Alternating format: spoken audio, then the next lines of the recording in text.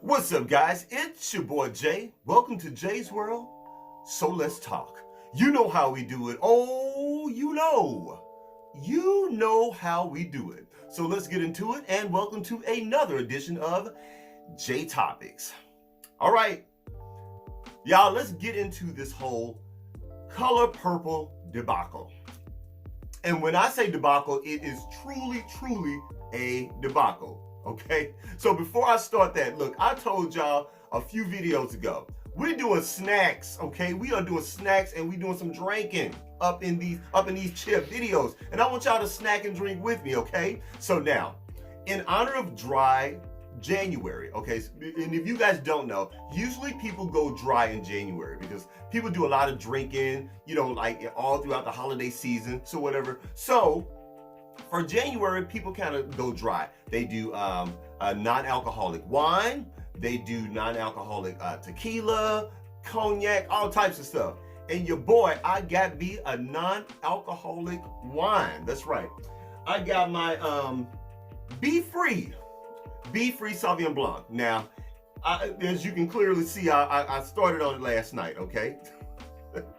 As a matter of fact, I'm starting this off right now because I got a lot of things to say about this whole color purple.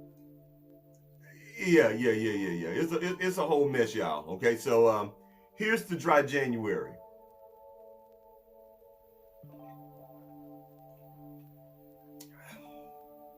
That's nice. That is really nice. Now, again, it is non-alcoholic, okay, but it definitely has it still has a lot of the same notes of a really good Sauvignon Blanc. It's not too dry. You got some grapefruit and some other fruits going on in there, you know, along with the Sauvignon Blanc grape. Really nice, okay? That's my little review, if you will. And also, of course, I'm a popcorn person. Y'all know me from back when I was doing my snack videos. I love my popcorn. So I definitely got my popcorn, okay? Now, let's talk about the color purple. Okay, so guys, as you know, a few weeks ago, Taraji P. Henson, she, you know, kind of doing the whole press junket. You know how celebrities do when they do movies or whatever. You know, they go around and they do press. And in a few of these videos, she started talking about and confessing how she's not being paid what she's worth in Hollywood. As a matter of fact, she said she has not seen a rise in her pay since she did the movie Proud Mary. Guys, do you remember that movie Proud Mary? Now, I'll be honest, I never saw that movie. I don't know, there was something about it, it didn't strike me or whatever, you know. Maybe it was during the time when she was on Empire, and it just looked very close to the character that she was already playing. Remember when she was playing Cookie on Empire? So it was probably one of those things for me, but I never saw that movie. But I heard that it was pretty good. But Taraji said she hadn't had a rise in her pay since, you know, that movie Proud Mary. And, you know, and to be honest, everything that Taraji has been saying as of late, it pretty much echoes everything that Monique has been warning us about. Monique has been warning us about that. And I find it so interesting looking at social media now. Back in the day, what was this, maybe about, 5 or 7 years ago? When Monique started calling out Tyler Perry and calling out Oprah Winfrey, and she was even calling out her then enemy but now friends again, Lee Daniels. Remember that? So now Taraji P. Henson, she is now feeling the heat. She's feeling the heat. So during this one interview, she said that she had to walk away from a lot of different movies or whatever because she just got tired of not being paid. And she said during this interview that she almost walked away from The Color Purple because they too did not want to pay her what she was worth. Yeah. Now, y'all, I will be honest. You know damn well Oprah Winfrey does not like this. I know Oprah Winfrey is super duper pissed. Now, since then, some other stuff has come out. Also, Taraji started spilling the beans how she and the other ladies, they had no trailers and dressing rooms for them. And when they did get trailers and dressing rooms, they had to share them. Also, there was no food service on the set for these ladies. Also, the car service, there was none. These producers were literally expecting these women to drive themselves to set. Now, guys, let me say this. Once upon a time ago, I used to be an assistant to a local celebrity. And we went out of town and I helped, I was an assistant in filming it was like a pilot for a television show. Now, granted, this was not on the level of A Color Purple or any big time movie, whatever in Hollywood, but it was a professional set. And I can tell you, on that set that I was on, we had food service. And I bring that up to say this. Food service is pretty standard. You really don't have to know much about Hollywood or know how things are filmed and behind the scenes to know that craft food services is usually what they use on Hollywood sets, because you want to make sure that your talent is fed properly. You want to make sure that the cast and crew is fed properly so they'll have energy to continue filming, because a lot of these days can be very, very long. When you're filming a movie, sometimes you can film anywhere from 15 to 17-hour days. Like, you are literally starting early in the morning on and throughout the day and on into the night. And so these are just simple, basic things. Again, like having car service, having craft food service, trailers. I'm not understanding why those things were never provided. Okay, we're talking about, this is a major movie here that they had a budget of $125 million. Okay, and Oprah was at the helm of this. Oprah has her name all over this. As a matter of fact, Oprah has hijacked The Color Purple. Yeah, I said it, but I'm going to make a separate video about that. And I want to know what you guys think about that. Stick a pin in that.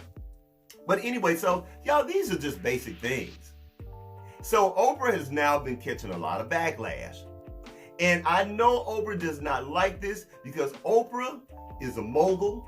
Oprah is a boss. And look, Oprah Winfrey is 70 years, well, she's about to turn 70 years old.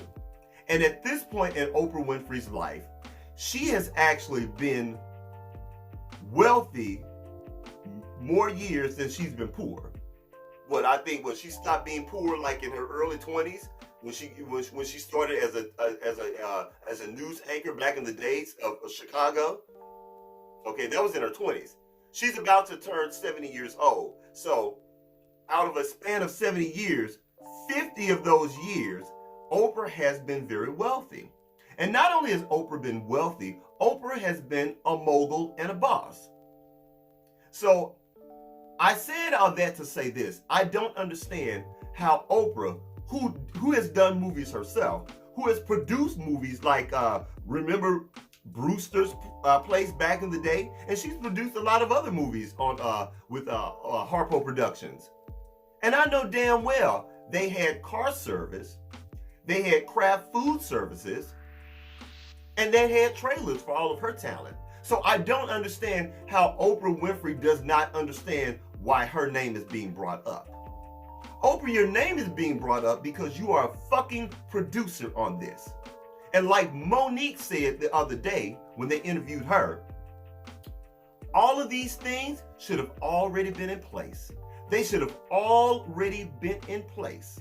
These are basic things that any movie studio would have for their talent. But it just kills me. Everybody wants to play all dumb and play all brand new. And I just don't understand. I champion for you ladies. I really do.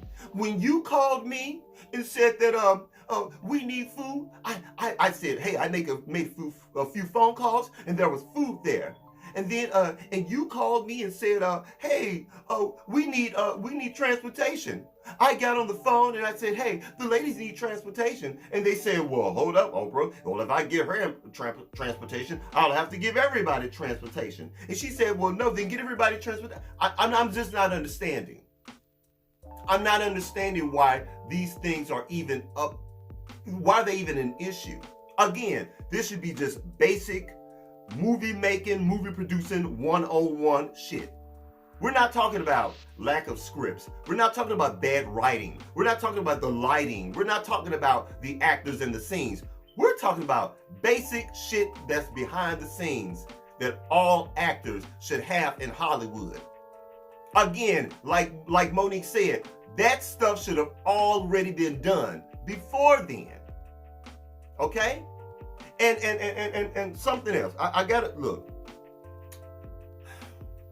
I'm gonna say this, and I'm gonna say it kicking and screaming. Fantasia, come on up here. Move, Oprah, move. Get on out the way. Go sit over there with Gail. Fantasia, come on up here. Fantasia, I like you. I'm a fan of yours. I've been a fan of yours since American Idol. We've all seen your struggle, and we love your struggle, and we know how you've come from being illiterate to learning how to now read. You have, I think, a couple of college degrees now, and to my knowledge, I think you're now sommelier. Okay, you're a sommelier now. So Fantasia, in terms of your movie career, or in terms of just anything in Hollywood, I'm gonna need you to pull back and stop acting so, ooh, I'm just so happy to be here. Ooh, you know me. Because I'll be honest, y'all, Fantasia, you pissed me off when Oprah and the ladies were standing around and you guys were being interviewed and they were talking about those issues that I just explained, and you chime in and go, well, it doesn't matter to me because I'm a Southern woman and I can drive myself, so I don't even care about it. It don't matter to me. Well, here's the problem, Fantasia. It should matter to you. And Fantasia, you got to be real careful how you move and what you say and how you're being seen. Because guess what? Someone watching this and watching you say that in Hollywood will do you like this. So the next time you make a movie and they don't provide you food and car services and a proper place to change your clothes, if you complain about that, Fantasia, guess what? They're going to roll the footage on your ass and they're going to say, well, you know what? She said it didn't matter to her. She's a Southern woman. She's okay with it. See, you got to be real careful, y'all. You got to be real careful how you talk and how you move. Everything needs to be chess and not goddamn checkers. So, Fantasia, I love you, but you annoyed the shit out of me with that. All you ladies should be on code. I'm sorry. As black people in Hollywood, especially Hollywood, everybody needs to be on code. Now, I'm not saying that you need to fuck up your bag and you need to put everybody on blast, but just across the board, I think everyone needs to be on code. And let me put this aside for 1 second. Vivica Fox, bring your motherfucking ass on up here. Come on up here. Let me tell you something. I did not appreciate your response to Taraji P. Henson's complaints when they were when you, I don't know where they caught you. You were out at the airport or whatever, and you were signing autographs, and you sitting there with, well, ladies, I just want to say, first of all, her goddamn face, it doesn't move. She done fucked her face up without that fucking Botox, so she talks like this and she all twisted. Let me just say this. It's very important that everyone gets their piece out. That was never my experience. But I'm cool. Why, I don't even understand that, Vivica. Why did you even feel the need to answer that way? Now, granted, you're a grown-ass woman, and you can say what the fuck you want to say. I get it. As a person who, look, I'm just like that. I say what I want to say, so I get it. But I just found it really cringy and fucked up that you and a black actress in Hollywood would even respond like that. Because granted, okay, yeah, that may not have been your experience, and I don't know what you're getting paid. I mean, I don't really see you many places these days except for doing them goddamn hideous car shield commercials where you twisting and turning and oh yes, and car shield this and car shield that. So other than the car shield commercials, I really don't know what the fuck you're doing. But if they paying you well, sister, get your bag. But I just felt that it was so fucked up the way you answered that. You could have just kept it real basic and just say, hey, you know what? To each his own. I support my black sisters in the movement, and I hope we all come up and get paid. You could have said something like that. But for you to sit up there and make that as if it has nothing to do with you, and it's just this whole black actors wanting to wanting or needing to have more in Hollywood is just this thing that has nothing to do with you. I just felt that was really fucked up. And you kind of reminded me of Terry Crews in that moment. And y'all remember what Terry Crews did when he took his ass on the Today Show. Anyway, guys, I'm sorry. I just got on this whole tangent. This whole thing is just really irritated the fuck out of me. And I'll tell you, let's just say for 2 seconds, okay? For the sake of argument, Oprah, it wasn't your fault. Okay? So my question to Oprah Winfrey, Oprah, if it wasn't your fault, then Oprah, whose fault was it? Because at the end of the day, these are your colleagues. Because I know, I am very aware that you were not the only producer, but Oprah, you know who was producing on this show along with you, on this movie with you. So if it's not your fault, Oprah, whose fault is it? And if it's not your fault, Oprah, why are you not calling those people out and putting them on blast for not making sure that these ladies were properly taken care of? Because at the end of the day, saying that Oprah just handled it is just not good enough. Because somebody needs to be held fucking accountable for why these women were treated the way they were treated on your movie. Call names. Put a name on it. Do like Cat Williams. Put a goddamn name on it. But this just saying that Oprah was called and she handled it. No. Put these motherfuckers on blast, Oprah, if it's not your fault. Who are you trying to protect? See, y'all, that's why I keep going back to what I always say about Oprah. Oprah is on the side of the money. Okay? She's with the establishment. She is not with these black actresses. I'm sorry. I don't think she's with black people at all. I'm sorry, guys. I'm sorry. I just went off on a whole tangent. But anyway, what do you guys think? Y'all let me know down in the comments. I mean, I want to have a real conversation about this, okay? Because right now, this is an entire mess.